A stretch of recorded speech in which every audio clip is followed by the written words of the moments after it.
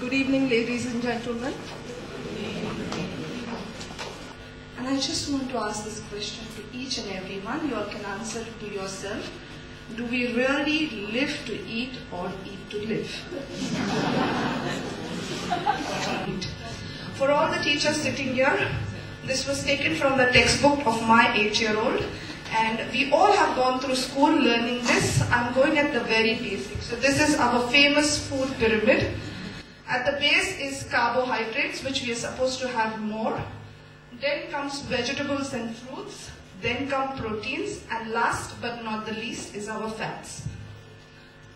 Typical modern diet, that is what you and me eat every day, is milk with instant breakfast cereals, which could be Kellogg's, Nestle, whatever.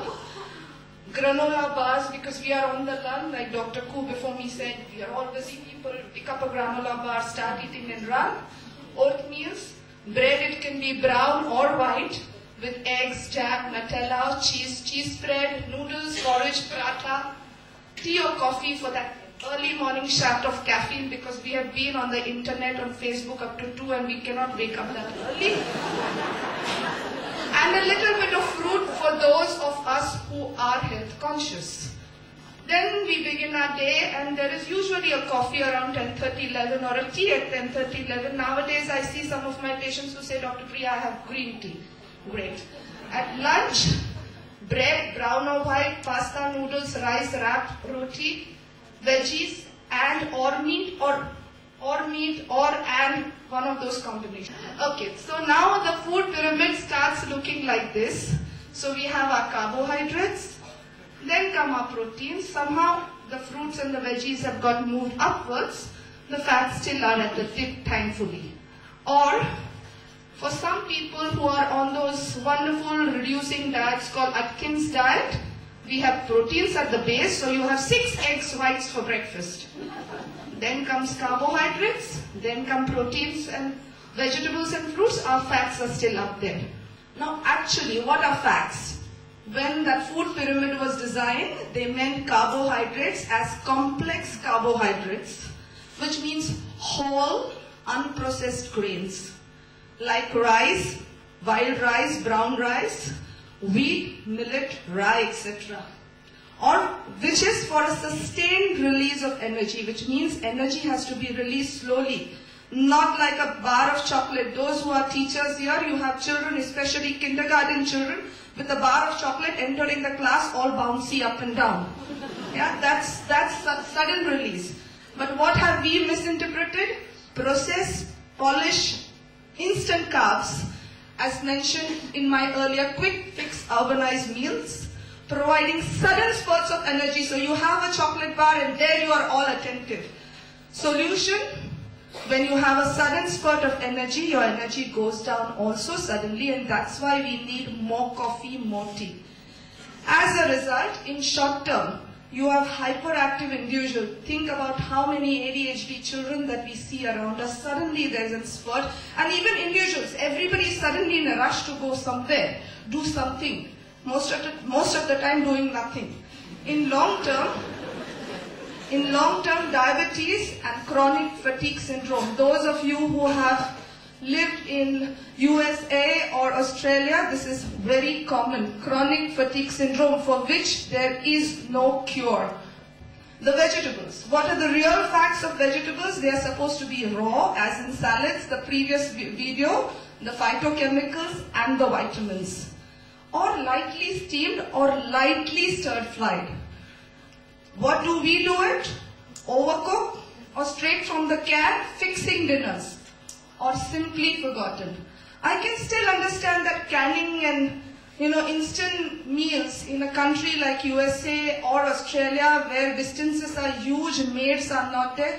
But honestly, in my 8 years of practice in Singapore, I have not understood why, when there are helpers and every comfort is there and it's such a small place where huge distances are not there, we are still relying on canned and instant or directly in the food court without even realizing what is going into our system. Thus deficiency, what happens when we have overcooked, canned or simply forgotten vegetables? is that we have a deficiency not only of vitamins, minerals, phytochemicals, and most important is roughage. Roughage is very important. Colon cancer is the #1 cause cancer here in Singapore, and one of the reasons is there's very less roughage, leading to, in short term, constipation. Each one has to ask this question. Dyspepsia, acid reflux, Nexum is not the answer. It's there what you eat for breakfast.